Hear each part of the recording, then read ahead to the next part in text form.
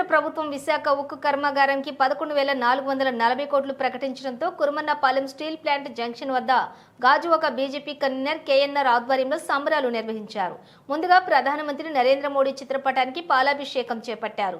ఈ కార్యక్రమానికి ముఖ్య అతిథులుగా మాజీ ఎమ్మెల్సీ మాధవ్ పాల్గొన్నారు. ఈ సందర్భంగా వారు మాట్లాడుతూ స్టీల్ ప్లాంట్ ను కాపాడే బాధ్యత కూటమి ప్రభుత్వం తీసుకుందని, కేంద్ర మంత్రులు స్టీల్ ప్లాంట్ కు 11,440 కోట్లు ప్రకటించడం శుభ పరిణామమని అన్నారు. ప్రధానమంత్రి నరేంద్ర మోడీ, రాష్ట్ర ముఖ్యమంత్రి చంద్రబాబు నాయుడు, ఉప ముఖ్యమంత్రి పవన్ కళ్యాణ్ కు అభినందనలు తెలిపారు. భవిష్యత్తులో స్టీల్ ప్లాంట్ ను కాపాడే బాధ్యత కూటమి ప్రభుత్వం తీసుకుంటుందని అన్నారు. వామపక్ష నేతలు కేంద్రాన్ని దూషించడం మానేసి ప్లాంట్ ను కాపాడే విధంగా మాతో కలిసి అడుగులు వేయాలని సూచించారు. ఈ కార్యక్రమంలో కూటమి నాయకులు తదితరులు పాల్గొన్నారు. నిన్న నరేంద్ర మోడీ గారు ఏదైతే ప్రకటన చేశారో 11,440 కోట్లు విశాఖపట్నం స్టీల్ ప్లాంట్ ప్యాకేజ్ ఇవ్వటం, ఇది నిజంగానే ఒక అద్భుతం. ఇది కూటమి ప్రభుత్వం సాధించిన అద్భుతమైన విజయంగా మేము భావిస్తున్నాం. విశాఖ స్టీల్ ప్లాంట్ ఏర్పడడానికి గతంలో భారతీయ జనసంఘ్ నేతృత్వంలో స్వర్గీయ పివి చలపతిరావు గారు, ఎన్ఎస్ఎన్ రెడ్డి గారు ఆ సమయంలో దీనికోసం నిరాహార దీక్ష చేసి, కాల్పుల సమయంలో అందరం కలిసి తెన్నేటి విశ్వనాథం గారి నేతృత్వంలో పోరాటం చేసి సాధించిన ఉక్కు ఫ్యాక్టరీ.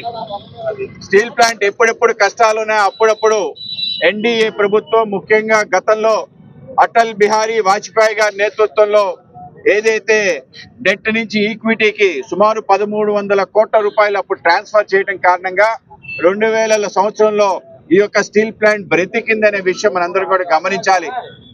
అప్పుడు ఎన్డీఏ ప్రభుత్వమే సాధించింది. మరొకసారి ఎన్డీఏ ప్రభుత్వం ఆధ్వర్యంలోనే ఏదైతే డిస్ఇన్వెస్ట్మెంట్ ప్రోగ్రామ్ కేవలం మన స్టీల్ ప్లాంట్ అనే కాదు, దేశ వ్యాప్తంగా అన్ని నాన్ స్ట్రాటజిక్ సందర్భంగా ధన్యవాదాలు తెలియజేస్తున్నాం. మనందరం కలిసి ముందుకు తీసుకెళ్లాలి. స్టీల్ ప్లాంట్ అంటే విశాఖపట్నానికే కాదు, ఆంధ్రప్రదేశ్ కి ఒక మణి మకుటం.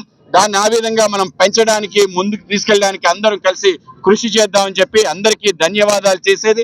ముఖ్యంగా నరేంద్ర మోడీ గారికి పాలాభిషేకంతో ఆయనకి నీరాజనాలు ఇవ్వడం కోసం ఈరోజు కురుమన్నపాలెం జంక్షన్ లో మా గాజువాక కన్వీనర్ కేఎన్ఆర్ గారి నేతృత్వంలో, అలాగే ఇతర నాయకులందరి యొక్క నేతృత్వంలో, అలాగే మన తెలుగుదేశం మిత్రులు మన బొండా ఎల్లాజీ గారు, బొండా జగన్ గారు, అలాగే రామ్మోహన్ గారు, ఇతర పెద్దలందరూ కూడా రావటం జరిగింది.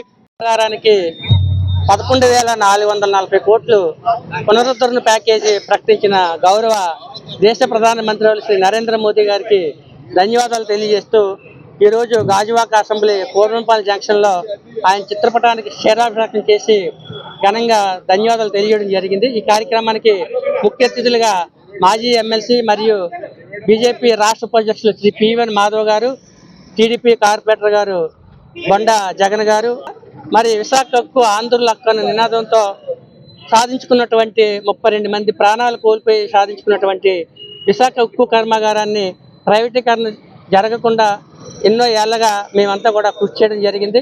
ఆ ఫలితం నేటికి దక్కింది. కేంద్ర మంత్రివర్యులు శ్రీ అశ్విని వైష్ణవ్ గారు నిన్న అఫీషియల్గా ఢిల్లీలో ప్రకటించారు.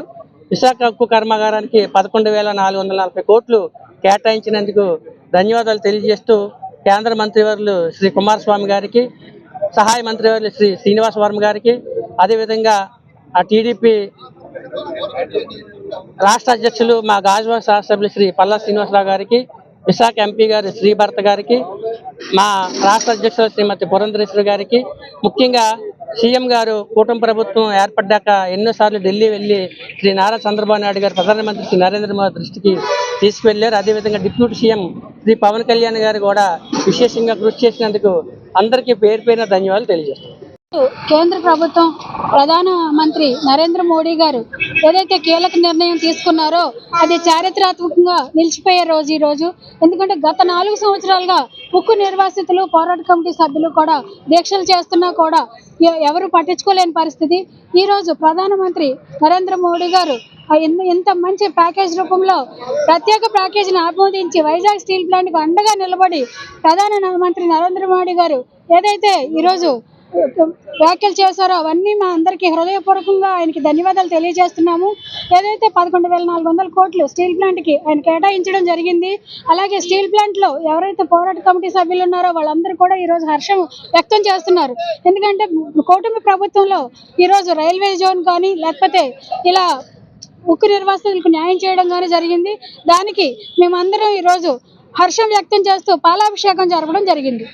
ఈరోజు స్టీల్ ప్లాంట్ ని గత 5 ఏళ్ళు కూడా వైసీపీ గవర్నమెంట్ వెంటనే పెట్టేస్తే ఈరోజు మళ్ళీ మేము ఏదైతే అధికారులకు వచ్చిన కూటమి ప్రభుత్వం కాపాడాలి తప్ప ఇంకోటి ఎవరు కాపాడని కూడా ఆ చెప్పడం జరిగింది.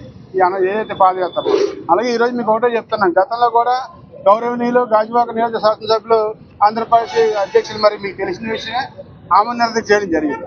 దాంతో పాటు మరి ఈరోజు మరి మొన్న ఎవరైనా సరే గెలక ముందు నన్ను గెలిపిస్తే మేము ప్లాన్ కాబట్టి అబద్ధాలు చెప్పడానికి కూడా ఇంకోటి జరుగుతుంది.